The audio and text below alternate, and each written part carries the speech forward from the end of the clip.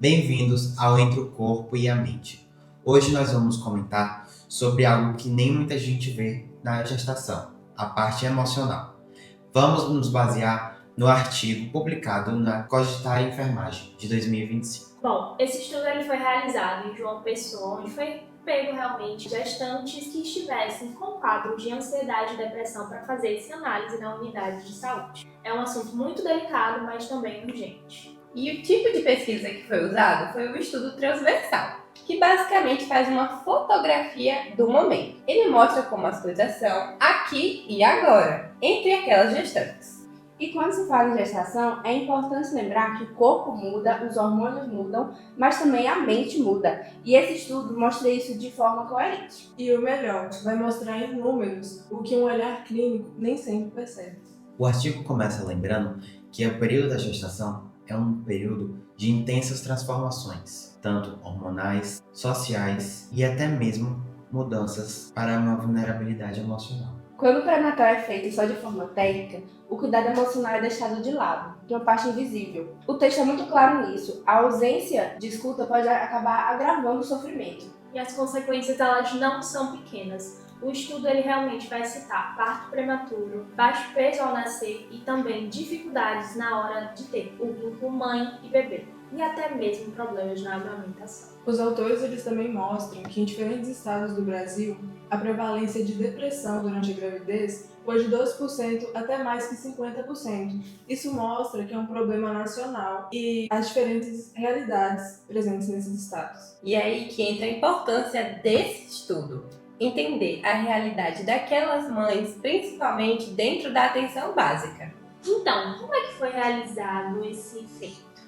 Foram 81 gestantes acompanhadas na unidade básica de saúde e a pesquisa foi descritiva, transversal e quantitativa. Elas responderam o questionário semi-estruturado e dois instrumentos válidos, que vai ser o Inventário de Ansiedade de Beck, o BAI, e o Inventário de Depressão de Beck, DBI. E esses instrumentos eles são super reconhecidos nas práticas clínicas. Eles medem sintomas físicos, emocionais e também cognitivos. Cada item vai de 0 a 3 pontos e classifica os sintomas como mínimos, leves, moderados e graves. E os resultados eles foram fortes. 37% das gestantes elas apresentaram sintomas de ansiedade leve a moderada, enquanto 23% sintomas de depressão leve a grave, mas nenhuma teve sintomas de ansiedade severa. A maioria tinha entre 18 a 34 anos, tinha ensino médio completo, além de receber cerca de um salário mínimo. Também, as pesquisas mostram que 65% delas falaram que a gravidez não foi planejada. Mas, além disso, 58% já tinham filhos e a maioria estava em uma gestação de baixo risco. Mas o que realmente surpreendeu foi o fato muito marcante da associação entre a depressão e o número de pessoas na residência, que deu de 0,033. Uma forte relação também entre a ansiedade e a depressão. Em resumo, quanto mais gente morando, maior a quantidade de sobrecarga. Isso, então, vai promover um maior quadro de ansiedade e uma maior chance de também haver a depressão. É uma teia social e emocional. O estudo ele destaca algo que é muito mais humano. Os sintomas leves, eles muitas vezes são ignorados, sendo considerados parte normais da gravidez, não são consideradas sinais. E esses sinais, eles precisam ser reconhecidos e o artigo ele defende que o pré-natal precisa incluir triagens regulares com instrumentos validados, justamente para poder identificar esse sofrimento mental de forma precoce. É um chamado para a prática. Os autores eles não estão culpando o sistema, mas sim chamando eles para um caminho que faça com que as grávidas sejam mais bem acompanhadas. O principal deles é o acolhimento. O artigo ainda reforça que o cuidado com a saúde mental não é um complemento, mas é uma coisa fundamental no cuidado da gestação. O estudo conclui que um pré-natal de qualidade deve incluir tanto a avaliação como o tratamento da prevenção do risco de depressão e ansiedade, com ações educativas em saúde mental. Mesmo que a maioria tenha apresentado níveis mínimos, Isso não é motivo para descuido, é um motivo para se olhar de mais perto. E para entender que cada dado ali vai representar uma mulher, uma história, uma rede de relações. Esse estudo transversal não fala só de causa e efeito, mas sobre realidades. Ele vai mostrar o que está acontecendo e onde o cuidado ele precisa chegar. No fim, é um lembrete simples e profundo. Gestar também é sentir. E o cuidado precisa incluir todas as dimensões a partir desse sentimento. Mas se o estudo transversal é uma fotografia do instante, se a gente quisesse enxergar o quadro inteiro, as cores, contexto e o coletivo, é aí que entra o estudo ecológico, o próximo passo dessa história.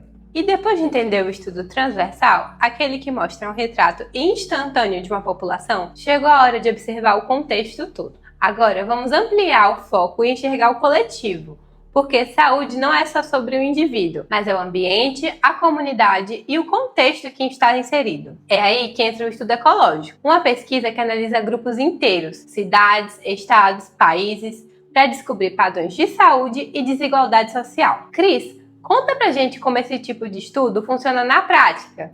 Claro, Júlia, o estudo ecológico ele vai funcionar como se fosse um modo satélite da epidemiologia. Ele vai analisar a saúde do alto, focando em um grupo de pessoas. Em vez de saber, por exemplo, se tal pessoa fuma e tem câncer, ele vai fazer uma análise de dados, uma comparação, por exemplo, da taxa de tabagismo e câncer de pulmão, e verificar como que são essas taxas em diferentes estados.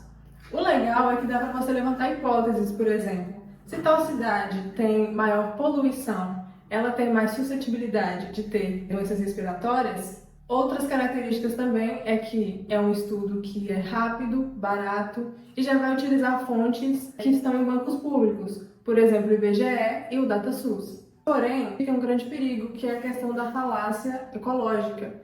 É aquele erro de achar que se o que vale para um grupo vai valer para a pessoa. E um exemplo que pode ser usado é: se um estado ele é rico e tem obesidade, não significa que todas as pessoas que são ricas vão ser mais magras. É aquilo de que se um dado ele é coletivo, ele tem que ser analisado da mesma forma. E é justamente por olhar o todo que o estudo ecológico ele é tão importante para a saúde pública. Ele mostra onde as coisas estão funcionando e onde não estão funcionando. Quer um exemplo?